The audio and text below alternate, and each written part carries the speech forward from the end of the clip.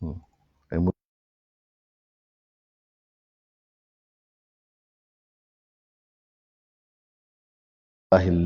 arsala rasulahu wa dinil haqq liyuzhirahu 'ala ad-din kullih wa kafa billahi shahida wa usalli wa usallimu ala rasulihil karim wa ala alihi wa sahbihi ajma'in.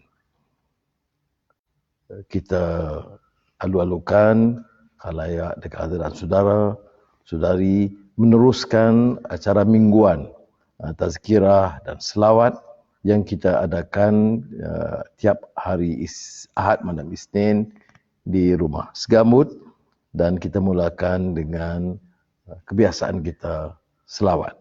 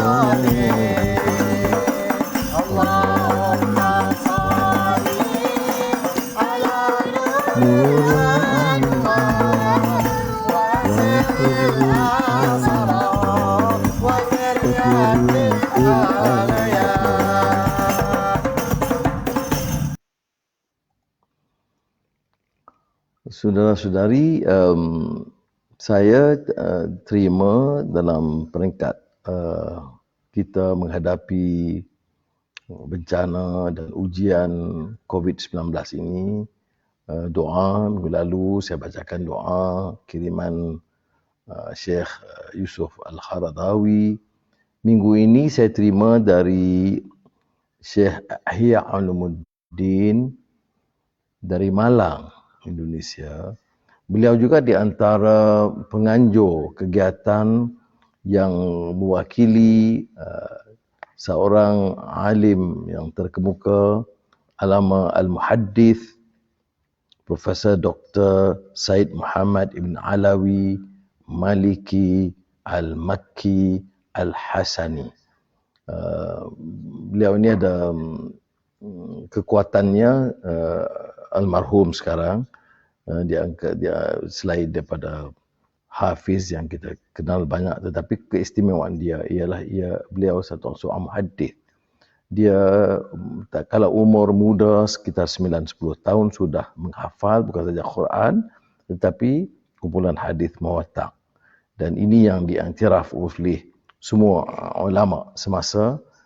Saya baca umpamanya kenyataan dari Mufti Mesir, kenyataan daripada Qaradawi, dari ulama dari Morocco, merata tempat, kerana kehilangan beliau itu pada tahun 2004 itu dianggap tu kehilangan permata di dunia. Saya dengar nama beliau tapi tidak pernah menemui beliau.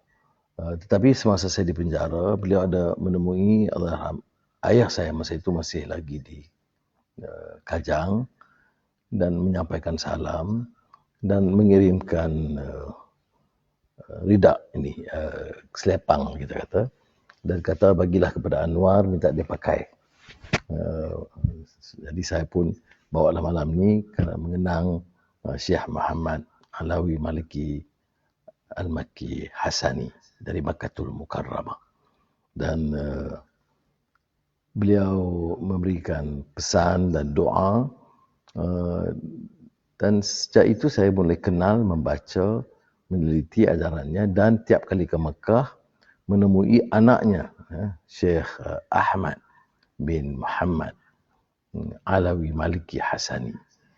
Dan pernah dalam beberapa pertemuan kita beritahu bagaimana pengajaran hikmah dakwahnya itu luar biasa. Dia kata seorang alim yang menyampaikan dakwah mestilah dengan kasih sayang, hormat, cinta, bukan dengan benci dan menghina, apatah lagi memfitnah. Inilah yang beliau rumuskan dari di antara yang beliau anggap sebagai dan yang kita tahu sebagai hadis awal yang tercatat, irhamu man fil ard yarhamkum man fis sama. Sekiranya kamu kasih dan cinta kepada yang di bumi, nescaya yang di langit akan mencurahkan kasih sayang. Saya itu baca. Tapi biarlah kita mula dengan doa itu sebelum saya kupas lanjut pesanan beliau dan juga kedudukan kita sekarang. Bismillahirrahmanirrahim. Bismillahillazi la yadurru ma'asmihi syai'un fil ardi wala fis sama' wa huwas sami'ul alim. Allah, Allah, irhamna, anta maulana, Allah, Allah, Allah, wakhbalna ma lana ghairak. Allahumma idni a'udzu bika min jahdil bala wa darakis syaqa wa su'il qada wa syamatatil a'da. Ya Allah, kami berlindung, minta pohon berlindung kepada Allah dari beratnya musibah yang tidak mampu kami tanggung, dari datangnya sebab-sebab kebinasaan, dari buruknya akibat yang telah ditakdirkan, dan gembiranya musuh atas penderitaan yang menimpa. Mudah-mudahan kita dapat amalkan.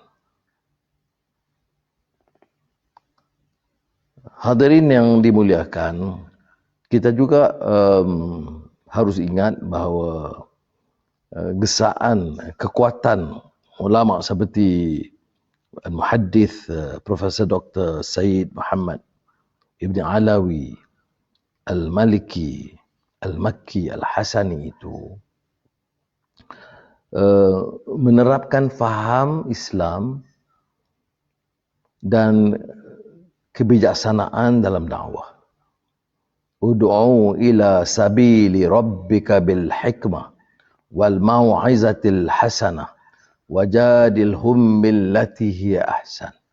Kita tahu dalam asas dalam kegiatan Islam dan dakwah bahawa dakwah itu mestilah dengan bijaksana, dengan hikmah, dengan perkataan yang baik.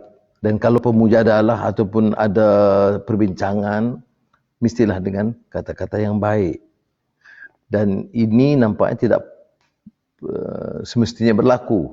Kita tengok saja sebahagiannya yang mengaku diri mereka itu pejuang Islam atau penggerak parti Islam ataupun mewakili kononnya harakah Islam, tetapi kenyataan maki hamun, cela, fitnah itu menjadi kebiasaan. Tak dipastikan kebenaran, tidak mengerti apa-apa maksud umpamanya tuduhan dan fitnah dan apa kesannya tidak dipedulikan. Ini kadang-kadang kalau saya ingat masa muda dulu, kita baca kitab Abdul Karim Zaidan. Itu yang agak popular. Yang bedakan di antara ulama yang benar dan ulama yang su. Dan Imam Ash-Shatibi umpamanya menyebut ulama su adalah ulama yang tidak beramal sesuai dengan apa yang mereka ketahui. Maknanya dia ketahui. Belum tentu dia hayati atau faham, tapi dia tahu. Ibn Taymiyah umpamanya, Ini mengutip dari Al-Quran, mengupas ayat 146 Al-A'raf. Sa'asrifu an ayati alladhi yatakabbaruna fil ard bighairil haqq. Ya, keadaan di mana orang yang tidak mengamalkan ayat Quran itu sesuai dengan ilmunya, tapi mengikut hawa nafsunya. Ya. Ini banyak kalau kupas-kupasan begini, umpamanya hadis itu satu hadis agak berat dari Anas bin Malik. Ya. Maknanya umat itu boleh binasa. Kita selalu ingat umat itu binasa oleh kerana pemimpin yang zalim, perompak harta negara, penjenayah besar, itu yang akan membinasakan umat. Tapi dalam hadis Anas bin Malik radhiyallahu an menuturkan kebinasaan bagi umatku yang akan datang ialah dari ulama su. Siapa yang menjadi ilmu itu sebagai barang dagangan? Yang pakaian mereka, hebat mereka dan kelulusan mereka, tapi barang dagangan yang mereka jual untuk mendapat pengaruh pertama daripada umat, tetapi menjadi alat penguasa untuk mendapat keuntungan habuan bagi diri mereka. Allah tidak akan memberikan keuntungan dan dalam perniagaan mereka itu. Ya, itu peringatan kepada kita sebab sekarang ini ya, meluas. Hari ini fatwa begini, esok fatwa begini, boleh bersekongkol, yang haram dijadikan halal, dijadikan harus, dan fitnah meluas, dan orang yang pengikut itu bersetia, dia walak apa yang disebut, dia patuhi. Jadi mudah-mudahan dalam pengantar singkat ini, pertama doa kita, jangan lupa amalkan, dan keduanya peringatan untuk merujuk kepada yang sahih. Ya. Ini tradisi, orang tanya apa hebatnya dalam tradisi ilmu keilmuan Islam. Ya, kalau Quran itu dia mesti autentik. Ya. Saya baca umpamanya kupasan Muhammad Hamidullah, ada perdebatan tentang sahihnya Al-Quran, ada institut yang ditubuh di Jerman, tak salah, di Cologne, Jerman, untuk mempertikai kesahihan Al-Quran itu. Sukar. Ini kekuatan Islam ini kerana autentik sahihnya sumber. Hadis pun begitu. Dia sebut hadis siapa perawinya, apa kategorinya, ya. Jadi sahih atau tidak. Jadi dia ada tradisi dia yang mengajak kita supaya mengetahui atau memahami dan mempersoal. Jadi mesti ada, ini yang disebut creative thinking ini. Dia mesti ada daya kreatif, dia ada critical thinking. Dia tak tengah telan bulat-bulat saja. Ya. Dan kita diajar oleh setengah-setengah guru begini untuk hanya patuh, jangan soal, walak. Jadi bagi umat itu bodoh. Bila bodoh, dia boleh cekap. Sama dengan diktator, sama dengan yang authoritarian, yang takut dengan demokrasi, yang takut dengan media bebas. Tapi guna Islam. Kalau orang sedikit, ada bahaya, liberal. Kalau bicara sikit, ajak orang bukan Islam juga berdialog kita bersama, ini plural. Jadi yang pengikut itu ikut selera 2-3 kerat pimpinan. Jadi mudah-mudahan dalam keadaan kita menghadapi malapetaka ini, Allah uji begitu rupa. Kaya bagaimanapun, hebat bagaimanapun, alim bagaimanapun, kita dalam ujian dan menghadapi ujian dan kesusahan. Mudah-mudahan kita dapat menghindari dari balak atas dasar kejahilan. Ada beberapa perkembangan semasa yang saya rasa perlu saya beri sedikit ulasan. Ya. Tadi Ketua Pengarah Penjara memberitahu tentang kesesakan penjara. Bukan perkara baru. Saya pernah keluarkan kenyataan itu di mahkamah. Penjara Sungai Buloh itu patut muat 2,500 orang. Pada ketika itu sudah 5,000 orang. Staf sama. Dan masa itu penyakit TB, HIV dan sebagainya, risiko pada staf pun banyak. Dan lepas saya bebas, saya bertemu dengan Menteri Dalam Negeri yang sekarang Perdana Menteri, menyebut perkara ini. Tahanan tu kadang-kadang perkara yang kecil-kecil itu. Sekarang ini saya bayangkan, nelayan ditangkap, langgar ini perintah kawalan, 3 bulan penjara. Orang besar di Mount Kiara, 1 bulan penjara. Ada magistrate dulu, pekerja asing, maksimum 4 tahun penjara, 4 rotan. Bukan, 1 tahun penjara, 4 rotan. Orang cari nafkah halal, orang miskin ini dibawa oleh ejen. Ejen lepas, kerana ejen itu datuk atau tan sri atau pembesar atau ketua bahagian. Yang di bawah ini, magistrate mesti guna juga akal fikirannya. Kita belajar. Saya dengar lulusannya di Universiti Islam Antarabangsa. Dia belajar apa? Belajar peraturan 2, 3, Undang-Undang 32. Dia tak belajar keadilan. Dia tak belajar masyarakat. Jadi orang si miskin ini datang dari entah Jawa Timur atau Lampung atau mana-mana lah. Datang, cari nafkah yang halal, ditangkap, dirotan. Atau istilahnya dicambuk. Yang perkenalkan undang-undang itu pun zalim, yang melaksanakan pun tidak faham undang-undang, walaupun dia ada kelulusan undang-undang. Saya suka cerita kerana Ketua Hakim Negara tadi mengeluarkan kenyataan, memberikan pertimbangan kerana kesesakan penjara. Tapi isunya bukan saja kesesakan penjara. Isunya keadilan. Bila orang kecil ditangkap walaupun salah, hukuman itu berat. Bila orang besar rompak bilion-bilion, itu lepas. Dan tambah sekarang ada runding, tangguh, lepas. Jadi mudah-mudahan satu pengajaran kepada kita. Tapi yang penting, balik kepada masuk penjara, orang pekerja asing, udahlah, keluarkan. Yang kecil-kecil, isu kecil. Itu pun belum tentu salah tak salah pun, saya tak tahu. Saya tahu, saya ada pengalaman. Ya. Jadi, berilah sedikit kelepasan supaya penjara itu terkawal kedudukan dia, selamat dari ancaman coronavirus ini. Jadi ini saya rasa penting.